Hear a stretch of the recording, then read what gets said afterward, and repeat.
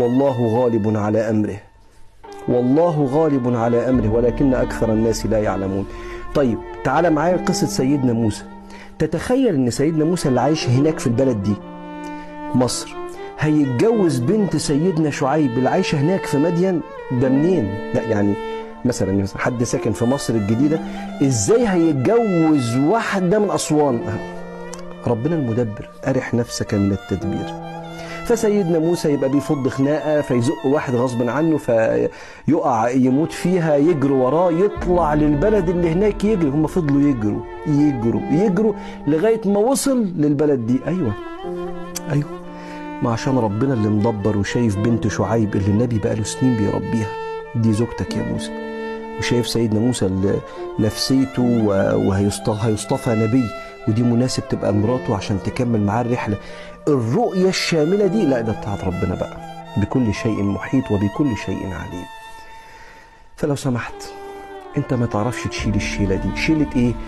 شيله تدبير الروح والقلب لرزقك هيجي منين. انت دورك السعي، وان ليس للانسان الا ما سعى وان سعيه سوف يرى ثم يجزاه الجزاء الاوفى وان الى ربك المنتهى. فسيدك وسيدي ابن عطاء الله بيقول ارح نفسك، يعني ارح قلبك.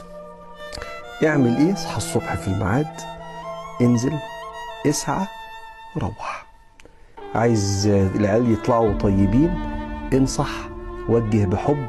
كونكشن بيفور كوركشن، كونكت قبل ما تكوركت، خلي العلاقه بينكم حلوه قبل ما تقعد تعدل عليهم. عايز الناس تحبك خليك جدع واسعى لخدمه الخلق ومسامحه الخلق والوفاء بالوعد. سعي سعي سعي اللي عليك. اما بقى هيقولوا عليا ايه من ظهري، ولا ربنا هيوصل لي قرش ولا 100 قرش، هعيا وهموت ولا هبقى صحيح واعيش، الشيله دي تقيله على قلبك.